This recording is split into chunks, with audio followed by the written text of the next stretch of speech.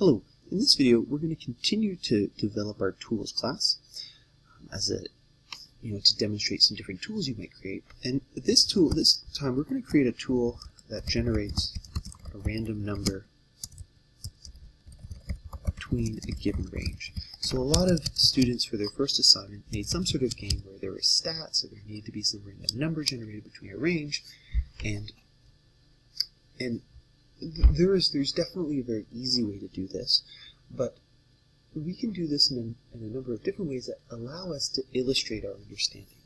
And I want to be clear here, though I want you to think about the most efficient way to do something. Sometimes doing things in a non-efficient way at this stage in your development is a good way of demonstrating you understand the ideas, and it's okay to do that. And it's really good in your explanation in your video to say, I realize this is not an efficient way to do it, but it allowed me to demonstrate whatever. And maybe then do it the more efficient way as well. So what we're going to do is we're going to write a method that generates a random number between a given range. So I'm going to go into my tools class. Oh, and note for my last video, I forgot to include my description. So this method takes an array of strings with a specific format and displays the question and possible answers to the screen. It then takes the user input and returns 1 if correct and 0 if correct. Okay, minor deviation. Let's go back down. So we're going to write a method here, and what do I want to call this?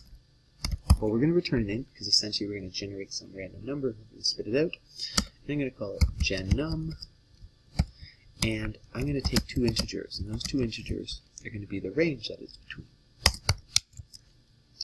Now, like I said, I'm not going to do this in the most efficient way. I'm going to do this in a way that allows me to demonstrate my understanding of while loops. And let me show you how we're going to do that. So we're going to have some comments.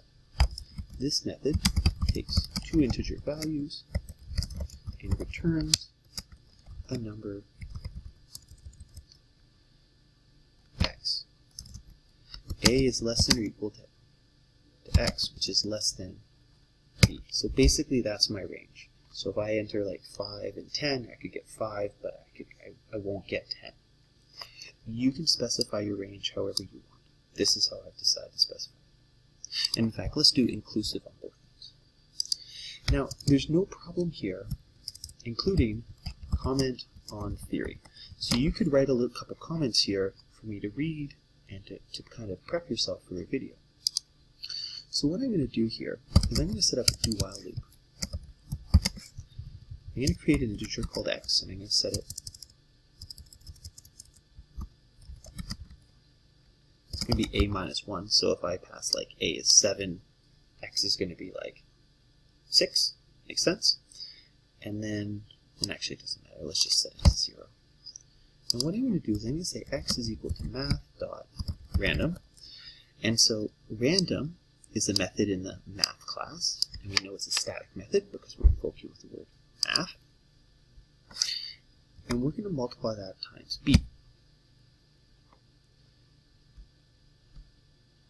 So the way that the random method works, and you can go and look up the documentation on this, is it essentially, math.random generates a number between 0 inclusive and 1 exclusive. So if I multiply it by b, I'm going to get 0 up to, not quite b, I'm going to get just a little less than b. So I'm going to multiply by b plus 1.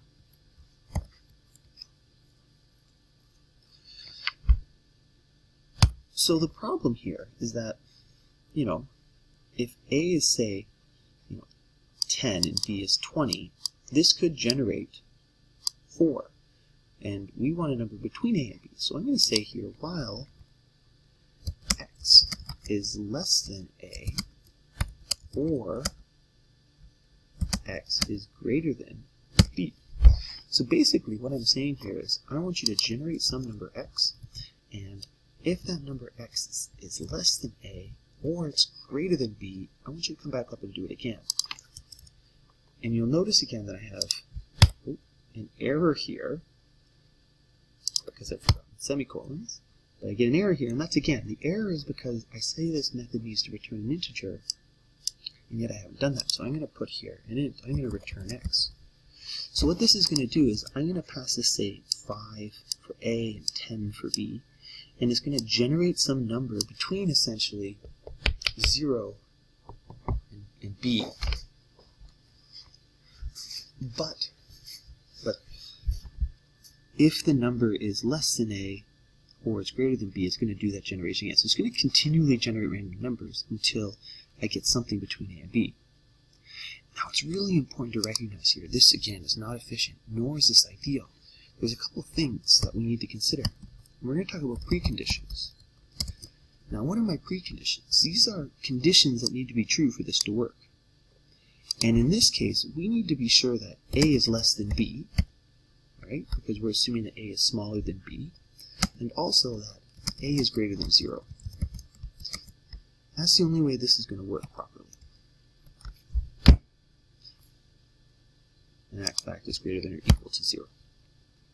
So if we come to our tool tester now, I could do something like this, int num $PM, and you'll notice as it shows up gen number, and if I put 5 and 10, and I run this, actually let me go system.println num,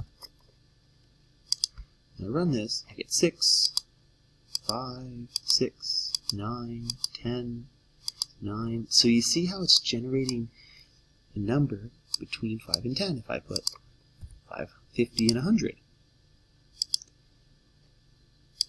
So this is a useful method to generate some random numbers in a specific range. Again, this is not the most efficient way to do this. What's important here is this tool gives me a way to illustrate my understanding. You know, when you do your video explaining your tools class, maybe you want to demonstrate that this works. Well, how might you do that? Well, you could do something like this. You know, I could either run it 100 times or I could write a loop to run it. You know, I'm going to write this loop, and this loop is going to run 100 times, and it's going to generate a random number, and it's going to print it to the screen. So if I run this, there's the random number printed out 100 times. So we're going to do one last thing. I said in my next video I'm going to show you how this ties into CodingBat. So I'm going to pause this and get a CodingBat up for a second. Okay, so let's imagine that I've completed this string 2 double char in CodingBat, and I think it's a really great, I've worked really hard at it, and I think talking about this specific example would allow me to really show my understanding. So what I can do is I can actually take this and put this into my tools class. I might do this as well as, let's say I write a method in CodingBat and I realize, you know what, it's doing something that would be really useful for my next assignment, perhaps with a couple of tweaks. Well, we can take this as long as we source it.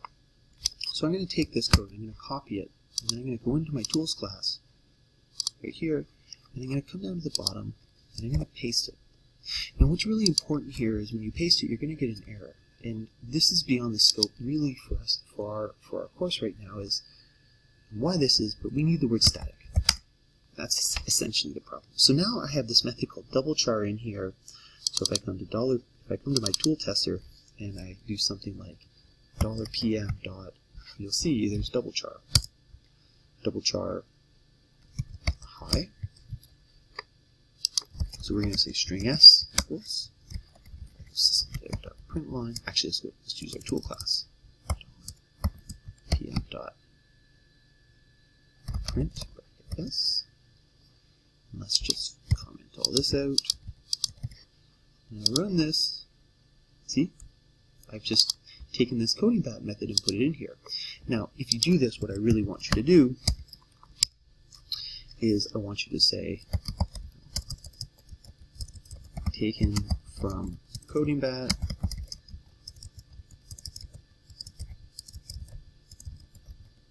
strings 2 double char.